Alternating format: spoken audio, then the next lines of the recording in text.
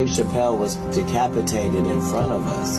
Then when he made $500 million, they said even though his contract said he should get half of it, they said he made too much for the contract to be valid. Did your wife and children know where you're going? No. No, nobody knew. No. I bounced. Now that sounds a little crazy. It's not crazy because the situation kind of warranted it. The worst thing to call somebody is crazy is dismissive. I don't understand this person, so they're crazy. That's bullshit. These people are not crazy. They're strong people. Maybe the environment is a little sick. People think Dave just ditched that $50 million deal because he couldn't handle the pressure. But that's not the real story at all. Katt Williams and some resurfaced documents claim the real number wasn't $50 million.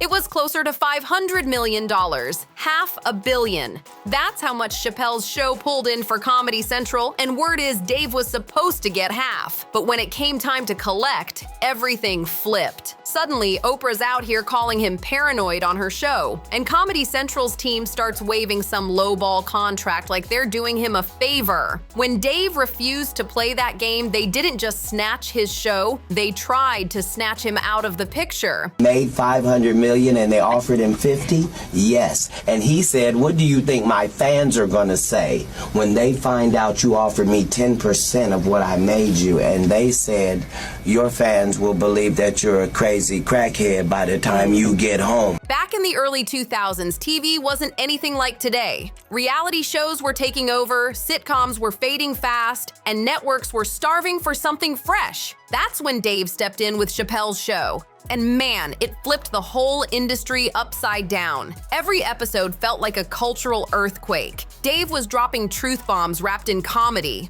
calling out racism, the government, and Hollywood, while making the world laugh till it hurt. Dave never held back. He made everyone squirm. Excuse me, not sure we're in the right place. We're looking for Clayton Bigsby. Well, look no further, fella. You found me. Clayton Bigsby, the author? What, you don't think I can write them books? Just because I'm blind don't mean I'm dumb. How could this have happened? A black white supremacist. What about people who say you're only interested in the Middle East for oil? What? Huh? Oil? Who said something about oil, bitch? You cooking?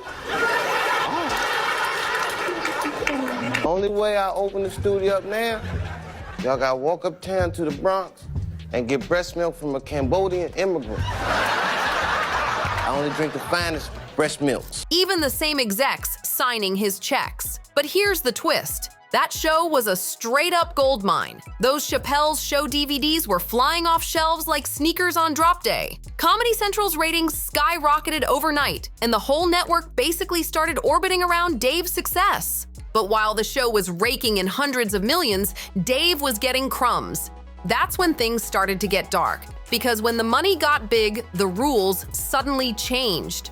Out of nowhere, the contract that built his empire started working against him. Dave couldn't speak out publicly back then. His deal had him muzzled, so Katt Williams jumped in, saying the show didn't just make a few million, it made $500 million. And Dave's contract? It said he'd get half of whatever it earned. That means he should have been sitting pretty with about $250 million. But here's where it gets crazy. Comedy Central allegedly told him he made too much for his contract to even count anymore. Imagine that. You build their biggest hit, they stack fortunes off your name, and when it's time to cash in, they start shifting the goalposts like the rules never existed. That's when that so-called $50 million offer appeared. But let's be real, it wasn't a new deal, it was hush money. Their message was clear. Take this little slice and stay quiet or walk away with nothing. But Dave wasn't falling for that trap. He knew once he signed they'd own everything. His show, his face, his voice, even his mind. And you already know what happens when artists push back. The smear campaigns kick in fast. Like Katt said, they assassinate your character before they assassinate your contract. And he wasn't lying either. Those who remember that time know exactly what went down. After the Comedy Central mess, Dave straight up vanished to Africa without even telling his family where he was headed. So I got ahead of schedule, and I bounced. And I didn't tell anybody where I was going. The whole time, they're trying to convince me I'm insane. They were trying to get me to take psychotic medication. Yeah. Like I'm sitting around, you know, I was stressed out, but the people that were telling me I was insane, I believe that they knew what was going on. So, this was troublesome. Yeah. I said, I'm not taking this medicine, man, because I know these people be trying to control you or maybe discredit you. I was afraid, like, you know. But you were stressed out. That's why. There's no question. But it's very stressful for someone to constantly walk behind you and say, you're insane. Oh, hey, how about this? I showed up to work the first week, and where my office used to be, they built a wall there. Why? I didn't know why. But it came out later that they were like, well, they said you wanted it. I don't want to be walled up in the office. I like hanging up. Now ask yourself, why would someone disappear like that unless they truly felt unsafe? We're not talking paranoia, we're talking survival. When he finally came back and sat down with Oprah, he admitted they didn't just call him crazy, they tried to pressure him into taking antipsychotic meds. That's when everything flipped overnight. One day, he's the hottest comedian in America. The next, he's being labeled a crazy crackhead. The media started chanting the same lines like it was rehearsed. Dave Chappelle rejects $50 million. Dave Chappelle flees to Africa. Dave Chappelle suffers breakdown. Over and over again. It wasn't random gossip, it was a full-blown operation. Dave himself later confirmed it. Once he began questioning certain skits and how the show was being run, the energy around him changed. He told Oprah that the second he refused to compromise on roles that didn't sit right with him, the narrative flipped on him instantly. They wanted to make him believe he was the problem. Why'd you walk away from $50 million? Well, I wasn't walking away from the money. Yeah. I was walking away from the circumstances that were coming with the newfound plateau. Yeah. It takes a while when you punch through to adjust to the atmosphere.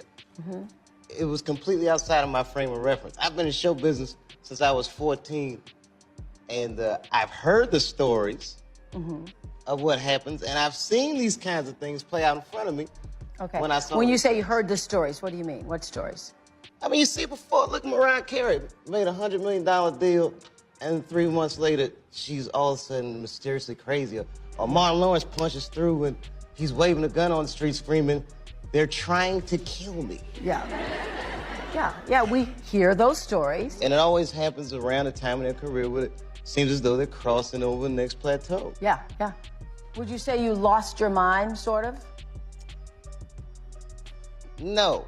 No. Not exactly. Okay. I wasn't crazy, but it's incredibly stressful. Once that crazy label sticks, it's over. Your reputation's done. The headlines handle the rest like clockwork. The same playbook's been used on Katt, Britney, Kanye. The list goes on. Every time it's the same pattern, push back against your handlers and suddenly you're unstable. Then everything you worked for starts slipping right through your hands. And that's honestly the best case scenario. Because if the smear campaign doesn't work, if fans still love you too much to cancel, that's when things start getting real dark. Hollywood has a way of making people disappear. Permanently. It always starts the same way. A mysterious plane crash, a sudden accidental drowning, or some tragic story that ties everything up too neatly. And the saddest part? Once they've already planted that unstable seed, nobody even asks questions anymore. They just accept the headline and move on. We've seen it too many times. Stars start talking about shady contracts, about exploitation, about who's really in control,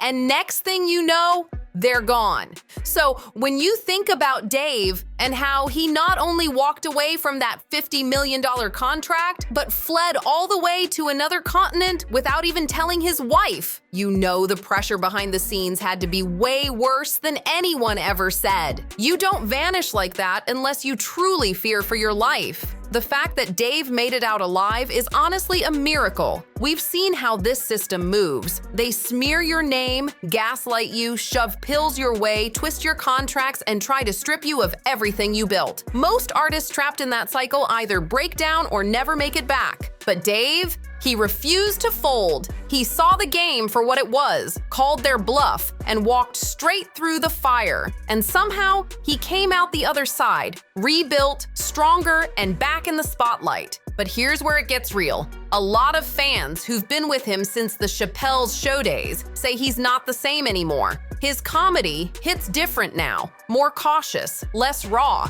He used to swing at the system with no fear, but these days he seems to punch down more than up. Maybe that's what survival looks like in Hollywood. Maybe the system doesn't just try to destroy you. Maybe it reshapes you. It softens your edges just enough to make sure that when you come back, you don't burn the whole house down again. Dave bounced back, no doubt about it, but at what cost? His principles might have saved his life, but that wild, unfiltered spark that once shook America? It's dimmer now. Yeah, Dave's back, the empire's still his. But the fire, it just doesn't blaze the same anymore. Rich, sure. But that version of Dave who walked away from $500 million, the one who fearlessly called out the system without blinking, that guy might never come back. So what do you think? Was Dave Chappelle really in danger back then? Is that the real reason he took off to Africa and vanished from the spotlight? And what about now? Is the Dave we see on stage today still the same rebel from the Chappelle's show days? Or did surviving the system change him for good? Drop your thoughts in the comments, hit that like button, subscribe, and share this story. And don't you dare miss the next one.